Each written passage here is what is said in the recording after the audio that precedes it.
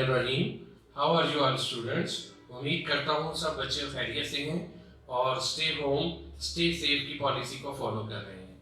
Dear students, उम्मीद करता हूँ कि आप मेरी ऑनलाइन वीडियोस को देख रहे हैं, पसंद कर रहे हैं और आपको टॉपिक की अल्हम्दुलिल्लाह समझ भी आ रही है। अगर आपको इन टॉपिक्स में कोई चीज़ समझने में परेशानी हो रही हो तो आप मुझे कॉल कर सकते हैं, आप मुझे व्हाट्सएप पर ले सकते हैं, आप मुझे एडमोडो पर जो है कमेंट्स की सूरत में मेरे से डिस्कशन कर सकते हैं और इसके अलावा भी आप जब चाहें मेरे से इन टॉपिक्स के बारे में पूछ सकते हैं। अच्छा बच्चों, हम जो लास्ट वीकेंड में जो मैंने लास्ट आपको ऑनलाइन लेक्चर डिलीवर किया था, principle of 10 principle of economics. 10 principle of economics में मैंने पहले 7 प्रिंसिपल जो है वो आपको एक्सप्लेन किए। वो 7 प्रिंसिपल जो मैंने आपको एक्सप्लेन किए, मैं आपको वो 1 बाय 1 दोबारा से रिवाइज करवाता हूँ और फिर हम आज चलेंगे अपने लास्ट टॉपिक के हिस्से पर 10 प्रिंसिपल के, that is how the economy work as a whole. तो उसमें देखें, हमने जो सबसे पहले स्टार्ट किया था, हमने इंडिविजुअल पर्सन से स्टार्ट किया था। How people make decisions, what to produce, how to produce, how people take decision, what should be cooked today, what should be the source of income। तो जब हमने डिसीजन मेकिंग के बारे में सीखा तो सबसे पहला जो हमने प्रिंसिपल देखा, हमने ये कहा था people face trade offs. Trade off से रिलेटेड हमने जो एग्जांपल दी थी, मैंने आपको समझाया था कि जब कंज्यूमर किसी एक चीज को हासिल करता है, किसी एक कमोडिटी को हासिल करता है, कोई एक डिसीजन लेता है, तो उसके अगेंस्ट उसे कोई ना कोई कमोडिटी, कोई ना कोई गुड, कोई ना कोई चीज छोड़ना पड़ सकती है, जिसे हमने ट्रेड ऑफ का नाम दिया था। हमने इसे डिटेल से स्टडी किया था। In the same way we had discussed the cost of something is what you give up to get it, opportunity cost. Second principle का सबसे इंपॉर्टेंट टॉपिक था अपॉर्चुनिटी कॉस्ट, कि हर चीज को हासिल करके जब हम दूसरी चीज को छोड़ते हैं तो डियर स्टूडेंट्स उसकी कोई ना कोई अपॉर्चुनिटी कॉस्ट जरूर होती है। उसी अपॉर्चुनिटी कॉस्ट को हमने ये सेकंड प्रिंसिपल का नाम दिया था। फिर इसके बाद हम थर्ड प्रिंसिपल पर गए थे, rational people think at the margin. Rational people think at the margin.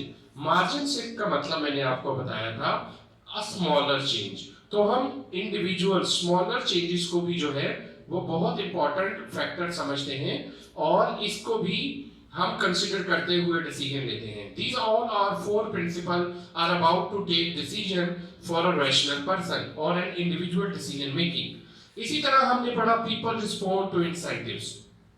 people respond to incentive की मैंने जो इंपॉर्टेंट लाइन आपको बताई थी वो ये याद करवाई थी कि जब कोई चीज ऐसी हो जैसे ही उसका cost and benefit analysis change होता है, यानी जो चीज पहले हमें नुकसान दे रही है या कॉस्टली है, जैसे ही वो हमें बेनिफिशियल होती है हम उसकी तरफ मूव करते हैं, और जो चीजें पहले हमारे लिए बेनिफिशियल थी या यूजलेस थी, जैसी उसकी कैटेगरी होगी हम उसके मुताबिक उनको रिस्पॉन्ड करेंगे। जो चीज पहले हमारे लिए यूजफुल नहीं थी लेकिन अब हमारे लिए यूजफुल है, हम उसको अडॉप्ट करने की कोशिश करेंगे। इसकी एग्जांपल मैंने आपको बेटो ऑरेंजेस की और इसके साथ जो है वो कंपेयर करके एक और जो फ्रूट है उसके साथ बनाकर दी थी कि जब हम एक चीज की प्रोडक्शन कम होगी तो हम अपने रिसोर्सेज उस चीज की तरफ लगाएंगे जो ज्यादा डिमांडेड होगी। अभी आप कोरोना वायरस की एग्जांपल ले लें, हैंड सैनिटाइजर, मास्क, इन चीजों की जो डिमांड है वो ऑटोमेटिकली इंक्रीज कर गई, वो फौरी इंक्रीज कर गई, तो लोगों ने अपने रिसोर्सेज जो हैं किधर को मूव कर दिए, production of mask, preparation of hand sanitisers and the related thing which are helpful to avoid corona virus.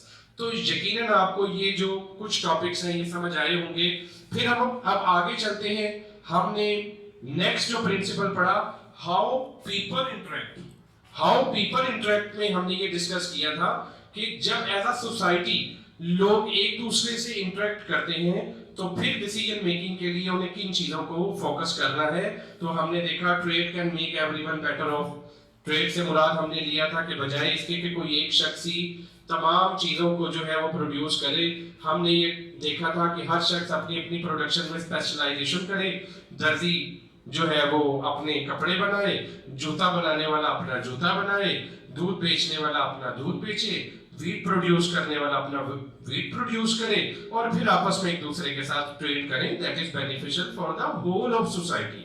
तो आप सबके लिए आसानी भी होगी, कीमतों में स्टेबिलिटी भी आएगी, availability of goods and services भी होंगी।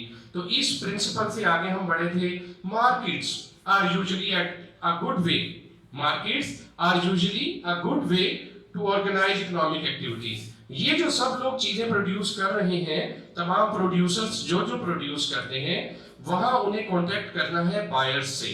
तो वहां एक ऐसी सिचुएशन बनती है कि एक तरफ बायर आता है और दूसरी तरफ से सेलर आता है, और जिस पॉइंट पर, जिस मुकाम पर जहां बायर और सेलर इकट्ठे होते हैं, उसे ही हम बच्चों मार्केट का नाम देते हैं। तो मार्केट में जब बायर और सेलर इकट्ठे होते हैं, चीज को खरीदने वाला और चीज को फरोख्त करने वाला, तो जैसे ही वो आपस में इकट्ठे होंगे, वहां पर स्टूडेंट्स हम जो है उसे मार्केट का नाम देते हैं, और वही एक बेहतरीन जगह है ये तमाम इकोनॉमिक एक्टिविटीज को फॉलो करने की। तमाम अशिया की खरीदो फरोख्त जिस जगह पर होती है, हम उसे मार्केट का नाम देते हैं।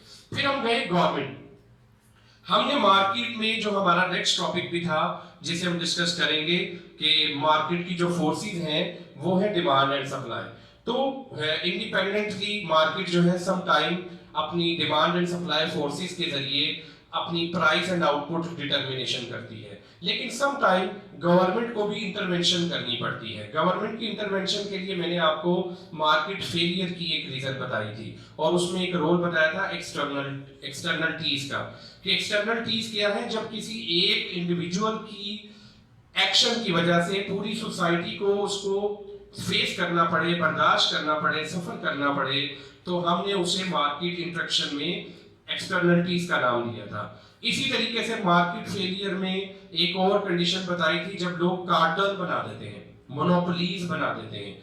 तो ये चीज को भी जब हम फोकस करते हैं कि इन चीजों से सोसाइटी की ओवरऑल वेलफेयर प्रॉब्लम में आती है, या आप बच्चों को जो है प्राइसेस हाई मिलती हैं, क्वालिटी ऑफ गुड नहीं मिलती, या सर्विसेज प्रॉपर प्रोवाइड नहीं होती, तो गवर्नमेंट इंटरवेंशन करती है, गवर्नमेंट मुदाखलत करती है। जब गवर्नमेंट मुदाखलत करती है, तो फिर उनकी मदद से इन तमाम एक्सटर्नलिटीज और इन मार्केट फेलियर्स को कंट्रोल किया जाता है। गवर्नमेंट अपनी पॉलिसी अडॉप्ट करती है उन मामलात को ठीक करने के लिए, उसको बोलते हैं government can some time improve market outcomes. तो बच्चों यहाँ तक तो मैंने आपको लेक्चर डिलीवर किया था।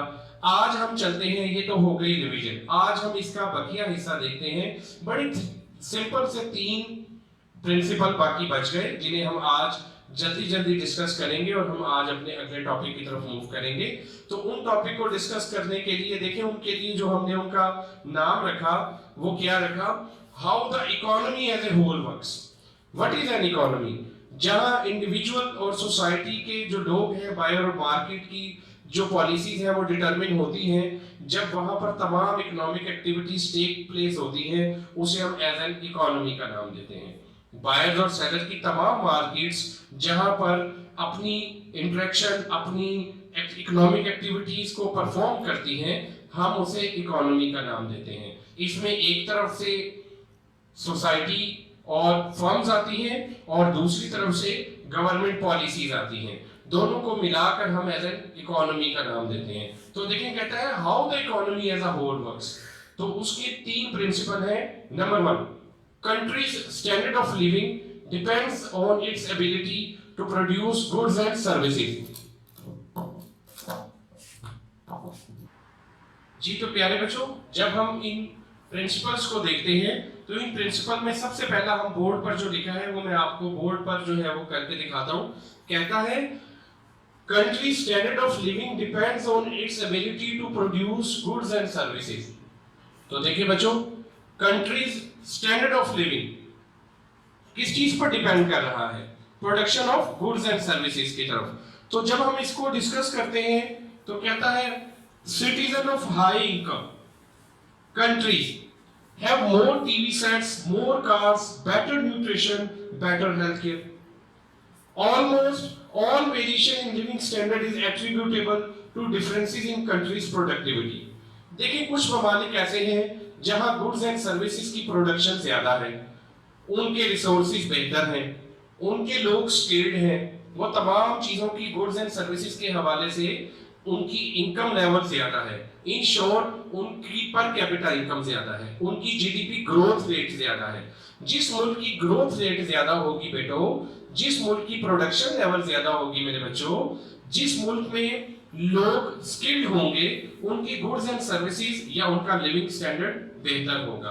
तो वही ममालिक डेवलप्ड कंट्रीज कहलाते हैं। और जिन ममालिक में इन चीजों की कमी पाई जाएगी, उनकी गुड्स एंड सर्विसेज इंपोर्टेड होंगी, ना कि जो है वो गुड्स एंड सर्विसेज अपने ममालिक में प्रोड्यूस की गई हैं, उनकी ममालिक की पर कैपिटा इनकम कम होगी, हेल्थ फैसिलिटीज कम होंगी, न्यूट्रिशन कम होगा, स्कूलिंग एजुकेशनल फैसिलिटीज कम होंगी, तो वो ममालिक का लिविंग स्टैंडर्ड ऑटोमेटिकली क्या होगा, लो होगा। तो इसी से अंदाजा लगाया जा सकता है कि मुल्क किस स्टेज पर मौजूद है।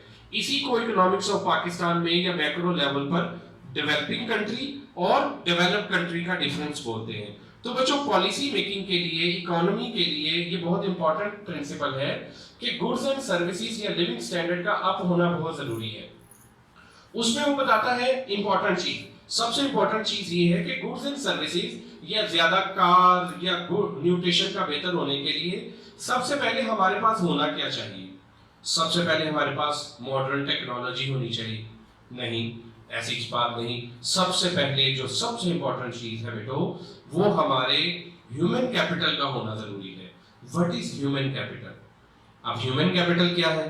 जब हम ह्यूमन कैपिटल की बात करते हैं तो वो तमाम स्किल्ड लेबर, वो तमाम टेक्निकल लेबर जो हमारे लिए प्रोडक्टिविटी का बाइस बनती है, एफिशिएंसी ऑफ लेबर इंक्रीज करती है, जैसे उसे हम टेक्निकल लेबर का नाम देते हैं और स्किल्ड लेबर का नाम देते हैं, और एज ए होल हम इसे ह्यूमन कैपिटल का नाम देते हैं। तो जिस मुल्क में ह्यूमन कैपिटल ज्यादा होगा, जिस मुल्क में मशीनरी और टूल्स ज्यादा होंगे, जिस मुल्क में नेचुरल रिसोर्सेज की मिकदार ज्यादा होगी, जिस मुल्क के लोग इन तमाम चीजों को बेटर यूटिलाइज कर सकते होंगे, वो ममालिक का लिविंग स्टैंडर्ड बेटो अप होगा।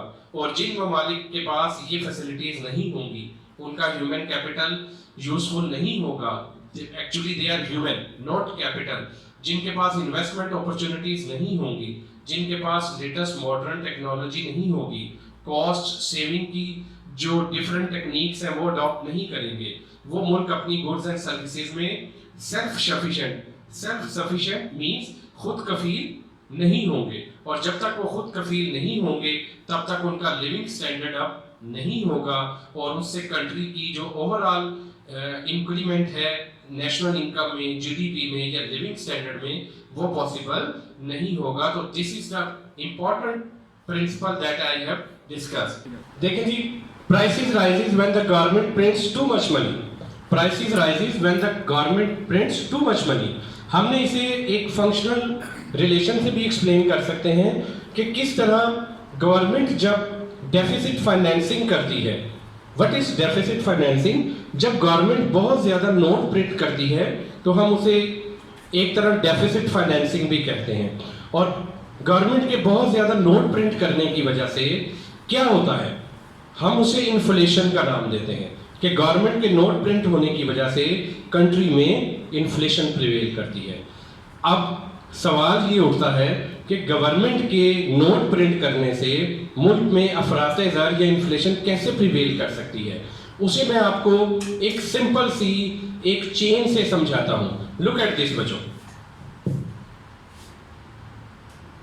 सबसे पहले MS supply of money government increase करती है।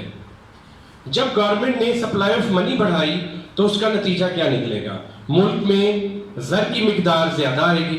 वो ज्यादा जर की मिकदार दो सूरतों में लोगों तक पहुंचेगी। Number 1, higher incomes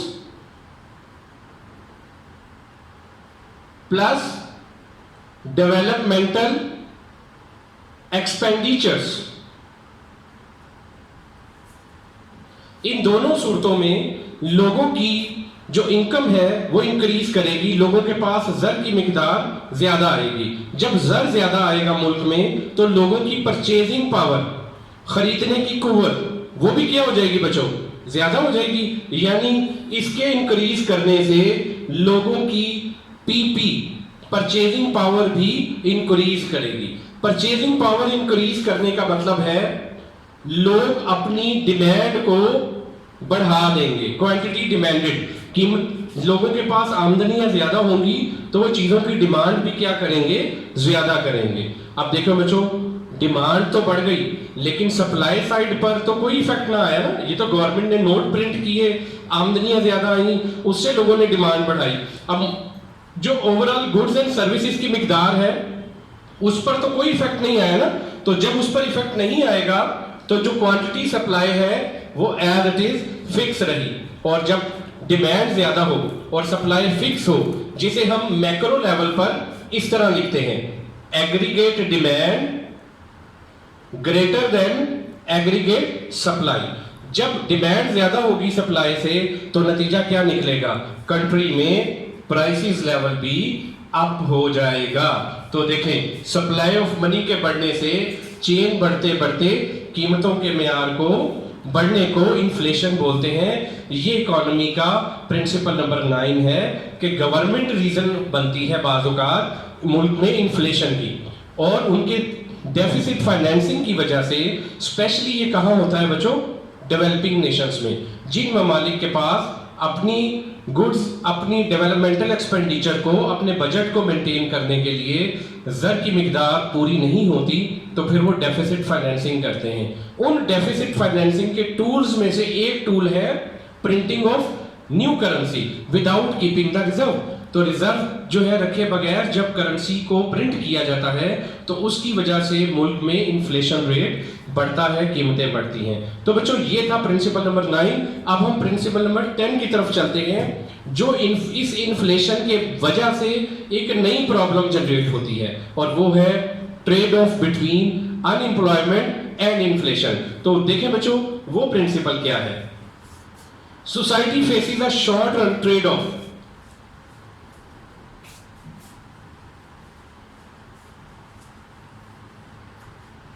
society faces a short run trade-off between what two variables, number one inflation and the other one is unemployment. Trade off का मतलब आप सीख चुके हैं प्रिंसिपल नंबर 1 में कि ट्रेड ऑफ का मतलब ये है कि किसी एक चीज को हासिल करने के लिए दूसरी आपको फोरगो करनी पड़ती है, छोड़नी पड़ती है। तो बच्चों, इन्फ्लेशन और अनएम्प्लॉयमेंट दोनों चीजें अच्छी हैं या बुरी हैं? ऑफ कोर्स दोनों चीजें बुरी हैं। दोनों होनी चाहिए? नहीं होनी चाहिए। दोनों जो है कंट्रोल होनी चाहिए। लेकिन ये प्रिंसिपल आपको बताएगा कि एक ही वक्त में दोनों चीजों का हसूल मुमकिन नहीं है। This is what this principle says society faces a short run trade off. Society क्या फेस करती है? Short run trade off face करेगी। अगर आप अनएम्प्लॉयमेंट को खत्म करना चाहते हैं या कम करना चाहते हैं, आपको इन्फ्लेशन हर हाल में फेस करनी पड़ेगी। और अगर आपको इन्फ्लेशन कम करनी है तो फिर आपको किसी हद तक जो अनएम्प्लॉयमेंट वो देखनी पड़ेगी। वो कैसे हो सकता है? उसके लिए जो है A.W. फिलिप ने 1958 में एक कर्व के जरिए रिप्रेजेंटेशन दी थी, उसे हम नाम कहते हैं फिलिप्स कर्व। तो देखिए बच्चों, ये जो है वो नाम लिखा है Phillips curve. Phillips curve basically क्या है? It is an inverse relation. It is an inverse relation between inflation and unemployment. Between inflation and unemployment. तो इसका जो रिलेशन है वो इन्फ्लेशन और अनएम्प्लॉयमेंट के दरमियान है, नेगेटिव रिलेशन है। वो मैं आपको ये एक डायग्राम से रिप्रेजेंट करता हूं। यहां अगर मैं अनएम्प्लॉयमेंट लिखूंगा और यहां मैं इन्फ्लेशन रेट लिखूंगा, तो बच्चों प्रोफेसर फिलिप्स कहते हैं इनके दरमियान नेगेटिव रिलेशन है। This is Phillips curve. वो कहते हैं 8%, मैं कुछ वैल्यूज लिख रहा हूं, 6%, 4%, 2%, 2%, 4%, 6%, लाइक 8%। उनका मानना यह है कि अगर इन्फ्लेशन रेट 8% है तो देखिए अनएम्प्लॉयमेंट कितने परसेंट है, बेरोजगारी ओनली 2%। और अगर आप मुल्क में इन्फ्लेशन रेट को कम करने की कोशिश करोगे तो दूसरी तरफ से जो बेरोजगारी है वो मूव करके कहां चली गई, 4% पर। तो बच्चों ये जो इन्वर्स रिलेशन है ये सोसाइटी की पॉलिसी मेकिंग में अहम रोल प्ले करता है। हर गवर्नमेंट अब ये इस पॉलिसी को फॉलो करती है और वो ये समझती है कि दोनों चीजों का खात्मा इकट्ठा मुमकिन नहीं है। Very important principle, and you all student as an economic student you should also understand that you can not remove all to both the social evils at the same time. You have to face one of the social evil at the time. So you can reduce both of the social evil. You cannot remove both the social evil at a time. आप अगर बेरोजगारी कम करेंगे तो आपको inflation face करना पड़ेगी। और उसकी मैं आपको एक सिंपल सी एग्जांपल दे देता हूं। देखिए अगर मुल्क में सरमायाकारी ज्यादा होगी तो क्या होगा, जब मुल्क में सरमायाकारी ज्यादा होगी तो उससे मुल्क में गुड्स एंड सर्विसेज बढ़ेगी, लैंड लेबर कैपिटल ऑर्गेनाइजेशन की जरूरत पड़ेगी, लोगों को रोजगार मिला। लेकिन नतीजा क्या निकला, जब सरमायाकारी ज्यादा हुई उससे ये नतीजा निकलेगा कि मुल्क में लोगों के पास आमदनियां ज्यादा हो जाएंगी और वेरी फर्स्ट टाइम अभी गुड्स एंड सर्विसेज तो प्रोड्यूस नहीं होंगी। गुड्स एंड सर्विसेज की प्रोडक्शन के लिए एक टाइम पीरियड रिक्वायर्ड होता है। आमदनियां पहले आती हैं, गुड्स एंड सर्विसेज मार्केट में बाद में आती हैं। तो चूंकि मार्केट में क्वांटिटी सप्लाई कम है उससे मुल्क में कीमतों का मेयार बढ़ेगा। और जब तक गुड्स एंड सर्विसेज मार्केट में आएंगी तब तक लोगों के पास नई इन्वेस्टमेंट से और लोगों की डिमांड का लेवल बढ़ चुका होगा। तो बताने का मकसद ये है कि बेरोजगारी कम हुई इन्वेस्टमेंट से, लेकिन कीमतों का मेयार पहले से अप हो गया। तो बच्चों ये थे 10 प्रिंसिपल। उम्मीद करता हूँ ये तीनों प्रिंसिपल आपको समझ आए होंगे। आप बच्चों ने इन प्रिंसिपल्स को अच्छी तरह अंडरस्टैंड करना है, इनकी प्रैक्टिकल एप्लीकेशंस देखनी है। और जो मैं असाइनमेंट आप बच्चों को एडमोडो पर दे रहा हूँ, आपने इन प्रिंसिपल्स को मद्देनजर रखते हुए उस असाइनमेंट को तैयार करना है। तो उस वक्त तक मेरी तरफ से बच्चों अल्लाह हाफिज, और खुश रहें, सेफ रहें, जहाँ भी रहें। अल्लाह ताला आपका हामी और नासिर हो। शुक्रिया।